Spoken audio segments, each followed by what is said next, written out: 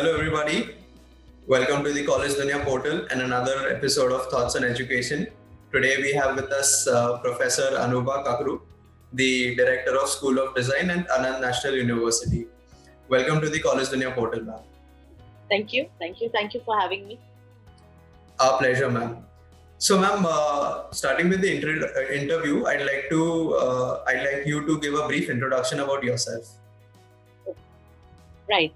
Thanks, Sam. So, as you already said, my name is Anubha. I'm an architect and an industrial designer by training. I also hold a degree in design management from Brunel University, London. I have worked in industry for many years, and for last 5 years, I have been dedicated to the academic sector. Before that, I used to be involved with the academic sector, but not full time. But for last 5 years, I have been in the sector. So I was the dean of the School of Architecture and Design in University in Dehradun. Then I was the dean for corporate relations at an institute in Delhi, and now I'm the director of the School of Design at Anant National University, Ahmedabad. That's great, ma'am. It's a pleasure connecting with you. So, beginning with the questionnaire, ma'am, my first question to you is that you have held several key positions at education institutes throughout your professional career. So, what are the key factors that keep you connected to the education sector? Okay. So one of the things, like I said, that I have worked in the industry for many years, and one of the reasons for shifting to education was simply that, honestly, it is very therapeutic to work with the young people, and also that I find that I learn a lot when I teach. So, as a constant learner, I think it's a good idea to be connected with teaching because when you teach, I think you learn more than you teach. So, I think that's one of the reasons why I have been connected to education throughout and now specifically. Also, because for the past 5-6 years, as I've mentioned in the leadership positions that I've been, it gives you an opportunity to mold the discipline in a way that has an impact on it going forward, and that is interesting for me personally because I think the design has a very important role to play in India going forward. Yeah? Absolutely, ma'am. Absolutely. So, my next question to you would be that what is your philosophy of leadership and how would you like to describe your leadership style? So, there are many philosophies of leadership. I mean, that can be a complete lecture in itself. But I think for me, what is important is to create a team of like-minded people and for everybody to work together on a common goal and take everybody along. Rather than being top-down, it should be a more flat decision-making process where everybody is equally involved. So I try to involve my faculty members as well as my students as far as possible in the decisions we take around the curriculum or the courses that we offer. And I hope that that works well for them. Absolutely.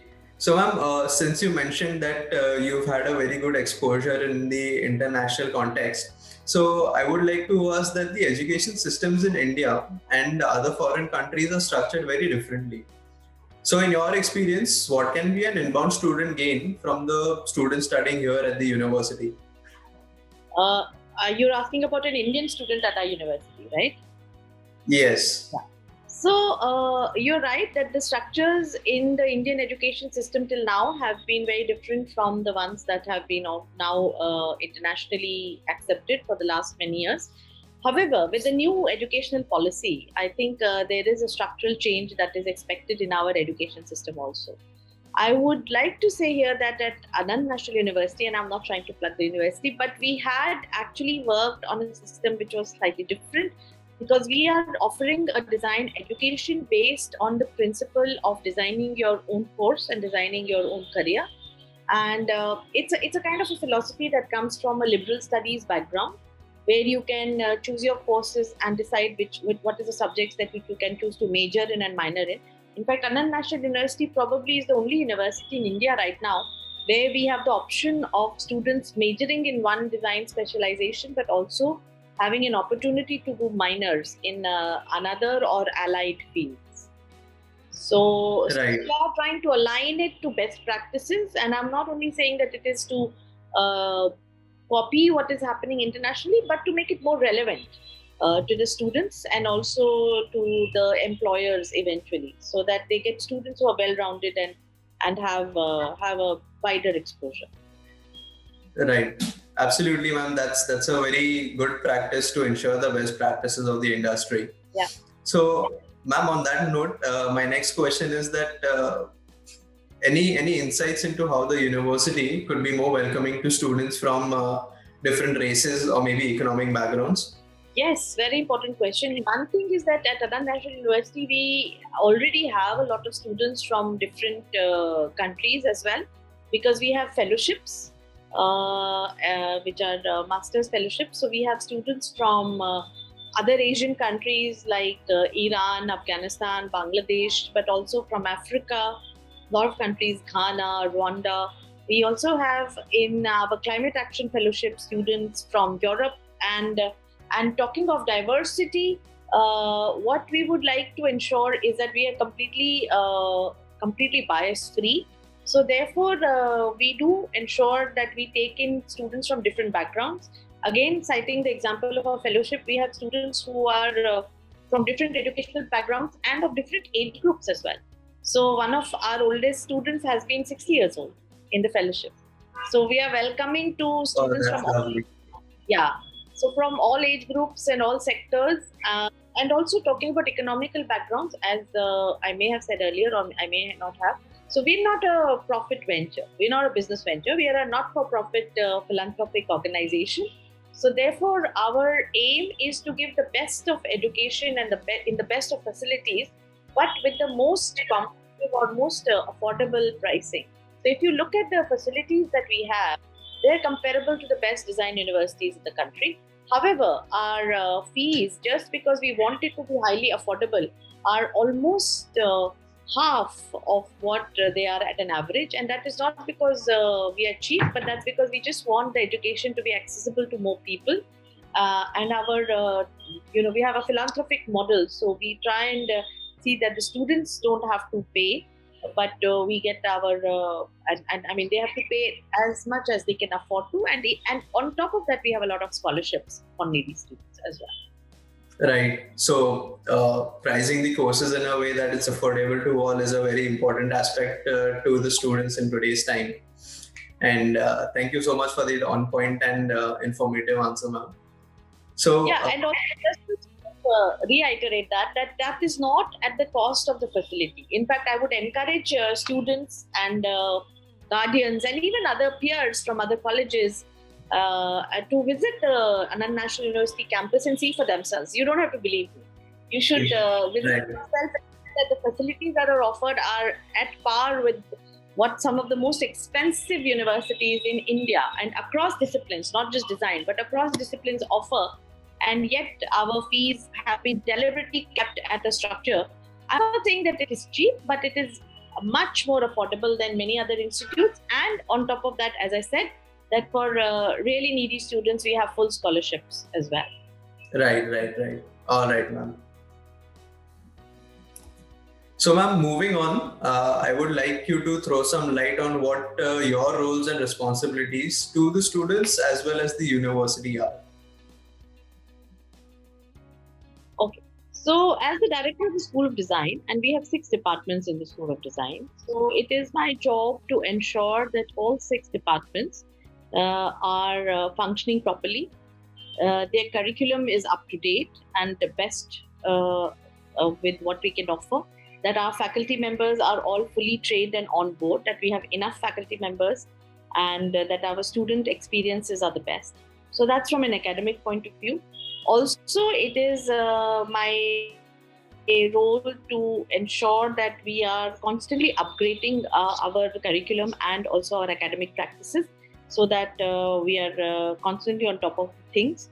And the day-to-day running of the School of Design. And as I said, we have 6 departments. These are space design, product design, interaction design, communication design, transdisciplinary design, and also now fashion and textile. So all these 6 departments, their day-to-day running, their curriculum, the faculty members, the student issues, and on top of that, I do take classes myself as well. So that is the overview of the work that I do. Also, it means senior university management from other schools. We have a School of Architecture, as well as I said, that we have 2 fellowships. We have a School of Creative Practice. So liaisoning with all those and representing the School of Design in the Academic Council, in the Board of Management, and all of that is a part of my everyday duty, so to say. That's great. That's And I great. think the most critical thing, yeah, but the most critical thing for me always is that my first allegiance is to my profession, which is that of design and architecture. My second allegiance is to my students, to see that they get the best that the university can offer. Then to my co-faculty members, people who teach, my colleagues, and then to the larger institution, in that order of preference. Indeed, ma'am. Indeed. Right, ma'am. So, when you first came to Anand National University, what was your vision towards the university? Has it evolved over time? And how far along in implementing that vision are you? Yeah, so when I had joined, so Anant actually has a long history. It's as an institute, it's almost more than 10 years old, but as a university, it's relatively new, years old. So it's a university which is like work in progress. So when I had joined, one of my mandates was to see that we get the best faculty from across the world, and also to see how we up our curriculum and make it more flexible and more choice based. And I think that's what I've been working for in the past 2 years, to ensure that more courses are gotten. We introduced the concept of majors and minors. As I said, we've got some of the very good faculty members from India as well as abroad, and and I said that the constant revision of curriculum to see how we can improve. What are the new courses we can offer? What are the new practices we can adopt? So I think that has been my mandate, and that's what we're working for.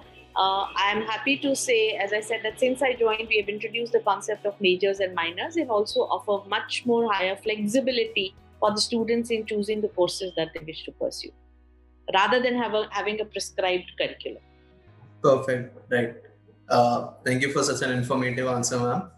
So, since you mentioned that it's almost been 10 years since Anand National University has evolved. So, what, in your personal opinion, what do you feel should be Anand National University's top priority over the next 10 years? And what do you feel are the greatest strengths of Anand National University as of today? So I think our top priority is to make what we call solutionaries, people who use design to create solutions for larger problems of society and of the country. So that's our mandate. We want to work with communities. We want to work with people. Design for us is not just making pretty things, but it's actually for solving problems that affect everybody. And to that, like I said, that also the idea is to make it multidisciplinary, transdisciplinary, to have flexibility in learning. So we also want to offer courses which are allied. Like we have a School of Creative Practice where we'll offer courses on anthropology, on music, on theatre, on filmmaking, on art, on literature, on poetry, philosophy, all of that, because all of those add up to make a well-rounded professional. So our vision for the designer or young designer is that she's a person who's able to engage with the community, solve real life problems, offer solutions, and be well than just being, a narrow kind of a specialist, but also have an awareness of a larger amount of subjects. Right. So, ma'am, without taking much of your time, I'd like to move to the last part of the interview and request you to give a few suggestions and advices to the youth of the nation and the aspiring students wanting to pursue a course at Anand National University. Okay. So all I can say is that, design is not just a course, it's a way of life. So if you think that you have it in you to pursue it for the rest of your life, please join. That said, I think as a trained architect and a designer, I also find a lot of people who study design or architecture find that it has opened up a lot of avenues for them. Like, they might use it as a first degree and then go on to do second degrees, which might be, or go on to do other things in life. So I have a lot of examples. I'm not going to bore you with those, but actually you can take design and architecture as really as an education, not just a career, but as an education, and then decide whether you want to continue with it as a career or you want to expand into something else, which is very, very possible. I mean, some of the brilliant examples, I'm just going to name one or two. Mr. Ratan Tata is an architect, but of course he heads Tata Industries. And Miss Arundhati Roy, who's a famous author, is also a trained architect, but she also became an author and a filmmaker. And of course there are famous architects as well, or famous designers as well. So what I'm saying, it opens up options. So any student who wishes to take up design and architecture as a career profession or as an education should consider that this is a training or an education that opens a lot of options, not just in the field of design or in the field of architecture, but overall, because the learning is holistic. It incorporates an equal balance of art, science, humanities, and technical subjects. So you're a very, very well-rounded person at the end of it, and you can go on to make a career for yourself in any field you choose after this, maybe except medicine.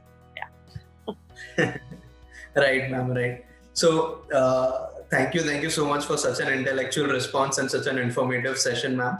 It was a pleasure having a word with you. On this note, I'd like to conclude the interview, and thank you for being on board with us, ma'am. Thank you so much. Thank you for that. Thanks a lot.